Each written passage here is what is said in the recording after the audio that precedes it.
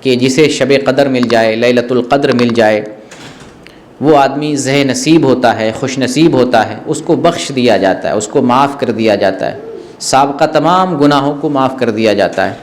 آپ اس کو ایک مثال سے سمجھنے کی کوشش کریں۔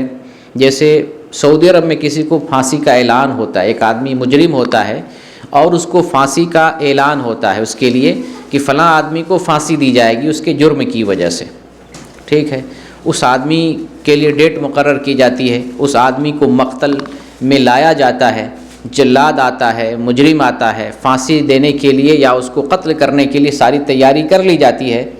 قتل کرنے سے تھوڑی دیر پہلے اعلان کیا جاتا ہے کہ اس آدمی کو معاف کر دیا جا رہا ہے۔ کتنی خوشی ہوگی اس کو، جس کی زندگی فنا ہونے والی تھی، ختم ہونے والی تھی، ایک آن میں اس کی زندگی ختم ہو جاتی، لیکن ذمہ دار آ کر کے جو مسئول ہے، حاکم ہے، وہ بیان کرتا ہے، یا اگر کیا کہتے ہیں معاف کرنے والا معاملہ ہو، جو مقتول کے ورثہ ہوں وہ کہتے ہیں کہ میں معاف کر دے رہا ہوں، اس کی خوشی کا ٹھکانہ نہیں رہے گا۔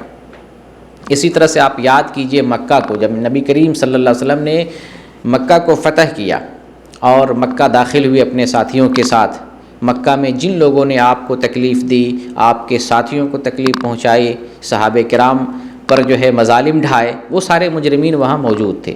آج ان لوگوں کو لگ رہا تھا کہ آج بدلہ لیا جائے گا، لیکن نبی صلی اللہ علیہ وسلم نے کیا کیا؟ اس کے الٹ کیا، جو تصور تھا ان کا اس کے الٹ کیا۔ آپ نے کیا فرمایا؟ لا تثریب علیکم اليوم، آج کے دن کوئی ملامت نہیں ہے، کوئی ملامت نہیں ہے، کوئی زجر و توبیخ نہیں ہے۔ اذهبوا فانتم الطلقاء، تم سب لوگ جاؤ، تم سب آزاد ہو، معاف کر دیے جاتے ہو۔ کتنی خوشی رہی ہوگی، جیسے لگ رہا ہوگا، کتنے سارے لوگوں کو لگ رہا ہے کہ ہماری گردن پہ تلوار لٹک رہی ہے، آج مر جانا ہے، ختم ہو جانا ہے۔ لیکن جب اعلان ہوا کہ سب لوگوں کو معاف کیا جا رہا ہے، کتنی خوشی ہوگی۔ تو بہرکیف میں مثال دے رہا تھا کہ جو رمضان کا آخری عشرہ ہے اس میں لیلۃ القدر ہے، جو اس رات کو پا لیتا ہے اس کو بخش دیا جاتا ہے۔ اگر ہمیں بخش دیا جائے، قیامت کے دن ہو، قیامت کا دن ہو اور حشر کا میدان ہو اور اعلان کیا جائے کہ فلاں آدمی بخش دیا جا رہا ہے، فلاں آدمی کو بخش دیا جا رہا ہے، کتنی خوشی ہوگی، خوشی کا ٹھکانہ نہیں رہے گا۔ تو وہی بخشش کا دن، ایک تو پورا رمضان بخشش کا ہے، اور اس پورے رمضان میں آخری عشرہ، اور آخری عشرے میں ایک رات جسے لیلۃ القدر کہتے ہیں، وہ بخشش کی رات ہے۔ 1000 مہینوں سے زیادہ بہتر وہ رات ہے۔